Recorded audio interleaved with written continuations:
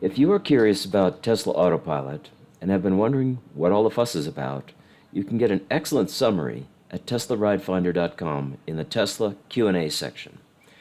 Our Q&A presentation takes the form of a series of questions which cover the most important aspect of every topic. In the case of Tesla Autopilot, the first such question is whether Teslas can drive themselves without any driver input.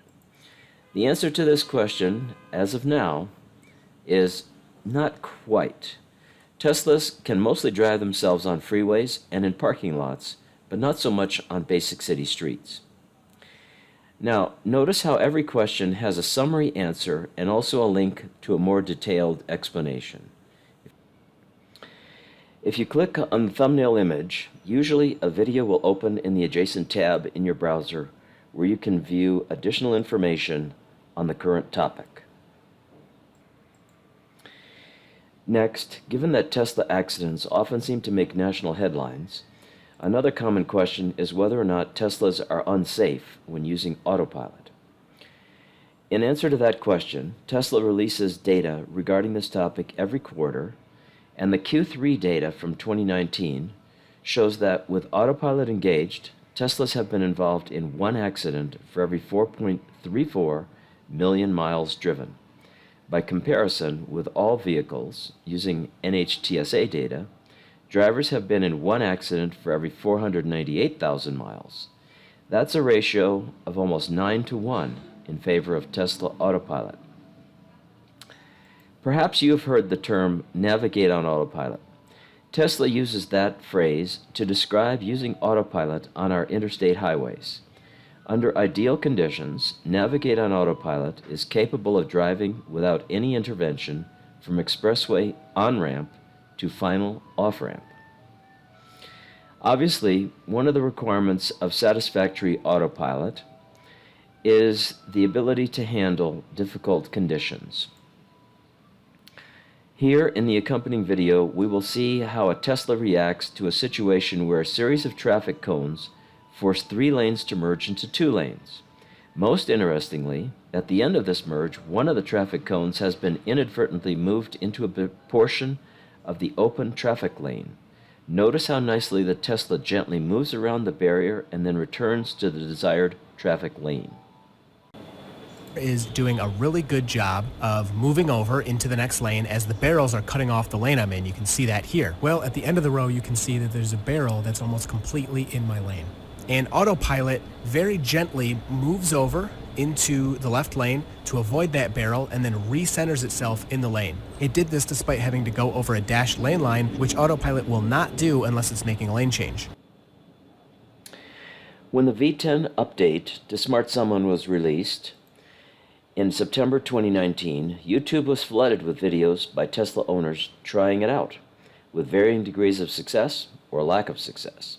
Smart Summon is the technology which allows a Tesla to drive by itself to an owner from a parking space, ideally under conditions like pouring rain, for example. The first major constraint on Smart Summon is that the driver must be within approximately 200 feet of the car. All right, so this is just a simple test of Smart Summon. My Model 3 is parked on the other side of those containers. There's no other person or car in the parking lot. We're just going to see how well it does. So we're going to pull up the Tesla app, and we're just going to hold down the Come to Me option. As long as you're within the radius, it will work. So now it's showing me the track of where it's coming on the app, and here it comes.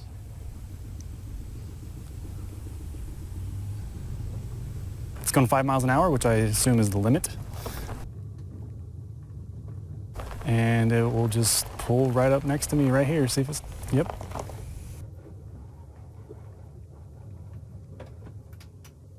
And it straightened the wheels out and everything. All right, so there you go, Smart Summon. Smart Summon will also refuse to operate on city streets, as it is intended only for use in parking lots. I know you guys want to see it in action, so let's do that. The car's all the way over there. You might be able to see it. I'm going to hit the Come to Me button, and let's see what it does. Lights on. All right. So you have to actually hold down the button to have it work. Did it stop?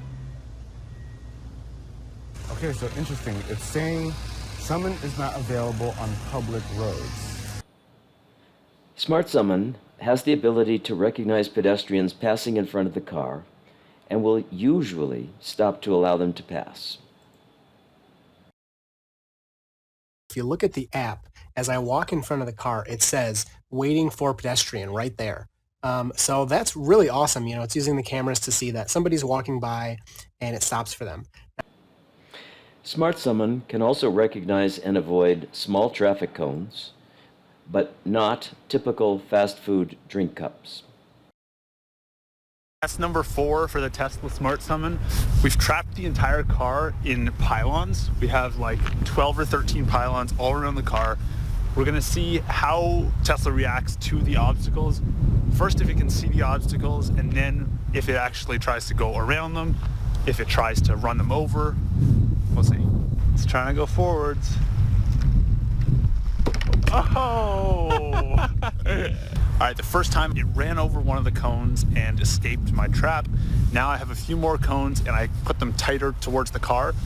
Let's see what happens this time. Locked on our target.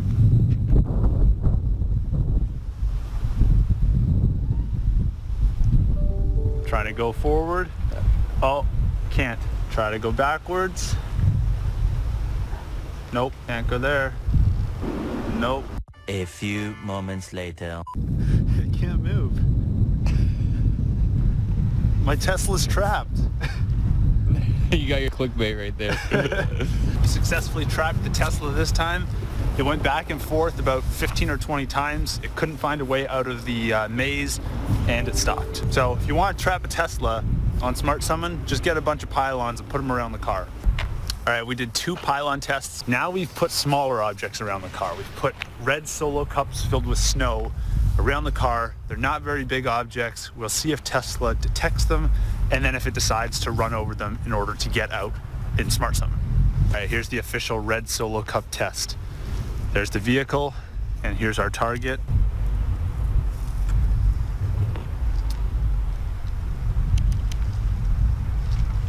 Oh, it stopped.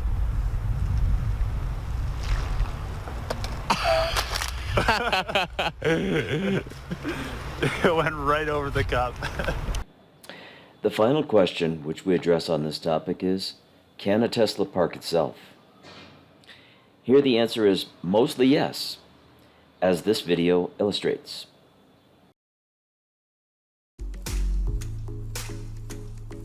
Okay, now I'm approaching a parallel spot, and again, just like with perpendicular parking, you've got to have a car in the front and a car behind you so it can kind of maneuver in between the two.